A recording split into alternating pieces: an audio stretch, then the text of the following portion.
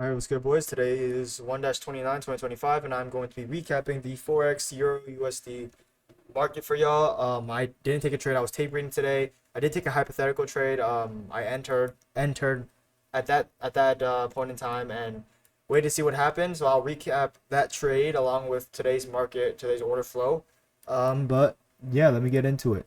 And also, I have been trying to, if y'all watch the other videos, trying to de-risk and make my trades more consistent. Because all the other trades that I taken, even if I've won them, they were usually really aggressive RRs. Like I remember hitting like a 1 to 16, which is insane. So this RR is definitely more passive. As you can see, it's a 1.1 to 1.23. However, it did work out. It did help because market was pretty choppy and it almost stopped me out. All right, but going into today's market, before today's market, we can see if we go into the daily here that we were looking to close under this bullish order block. And that's what honestly I was kind of expecting when I first got onto the charts this morning and I looked at the daily. I was expecting this to close under because this was already, I think it was somewhere around here. I was expecting it to close under this bullish order block and then finish out this bearish daily fair value gap. Um, Along with 4 hour order flow was kind of telling me after this change day delivery that we want to head down further today, which we might head down further even more. But today was more of a bullish day for the New York session, especially for the New York session specifically because first off we had a 4 hour fair value gap form here. We broke through this 4 hour order block, so this is already this order block area is already a point of attraction.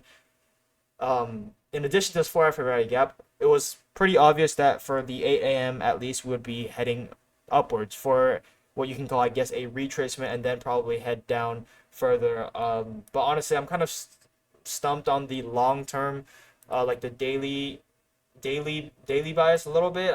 I'm not sure if we're gonna continue to head down, which we can, or fill out the what is it, market maker structure and rebalance the imbalances. But we'll see what happens. We'll see. We're probably gonna chop here a little bit, fight, decide what the market wants to do, and then we'll see what happens. But for today's New York session, like I said, we were pretty bullish. And if we go into market open, we go into market open here at 7 a.m.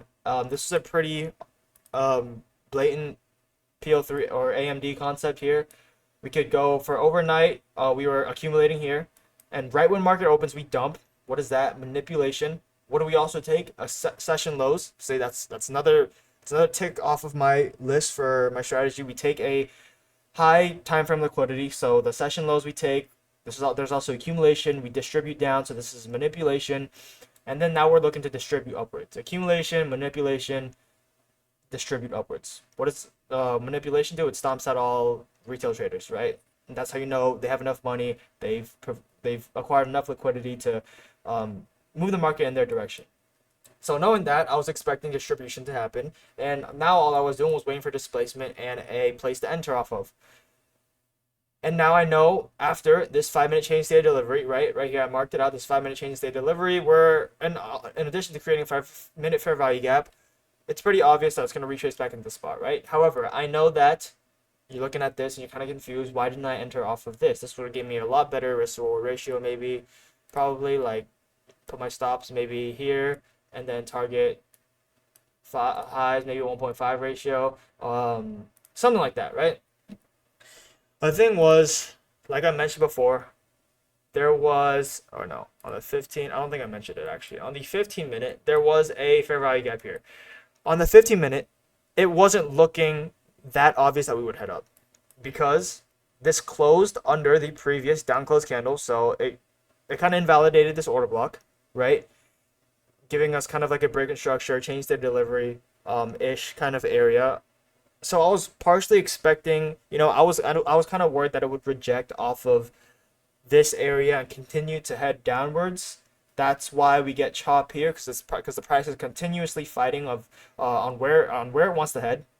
However, I believed in myself and I trusted that this liquidity sweep, along with this accumulation manipulation, in addition to a liquidity sweep, 5 minute change to state of delivery, all of these confluences added up. I was confident that we were going to be able to push through this kind of resistance area, which we did.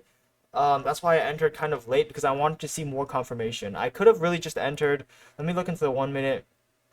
Let me see if we get any consistent rejections. I mean, we get one rejection, maybe like two if you want to call it that. We get one rejection really off of that 5 minute fair value gap, and then we start chopping.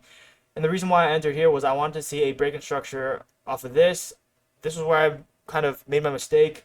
Didn't close above. I wasn't patient enough, and it kind of just swept it instead. But luckily, I put my stop loss, my stops, at a good place. Right. I kind of yeah, put it at a good spot. Not usually the tight stop losses that I would usually use. So that definitely did help me out. Although I probably wouldn't have made as much profit or had a had a as good leverage to maximize profits. I'm not trying to sweat out a trade. I'm trying to I'm trying to see whether my analysis is correct in the market or not. I'm not trying to see whether I can make money. I'm trying to see whether I'm correct or whether I'm wrong. Because if I'm focused on money, I truly don't know if I put my stop losses down here, up here, and I enter and somehow I make money. I mean, in my opinion, that's more luck than it is skill. So I'm trying to see whether if I'm truly correct about market trying to push upwards today, or if I was wrong, head down. And today my analysis, I guess, was correct, and we decided to pump today, right? So that was just an explanation of why my stop loss is a little bit down. And then I enter off of here. I put my, my take profit at the beginning of this 4 hour for value gap mark. So around here, this is where my take profit is. And this is also a 4 hour candle high that price will probably be attracted to after these three candles make the fair value gap. This fourth one's going to try to fill that fair value gap in. But yeah, that was the kind of the trade market recap for today for Euro USD. Like I said, I'm kind of unsure on what we want to do. That's definitely why I'm not trading tomorrow. And then Friday will probably be a demo trade. Thursday tomorrow there's too much news, but we'll see what happens. If we head lower, then I guess we're gonna continue to dump price, but I'm kind of expecting price to head back up again. There are levels of resistance over here. This kind of change state delivery on the 4 hour. It's gonna make it hard for price to push through it, but I'm confident that price can. But other than that, not much else. Appreciate you for watching, and God bless.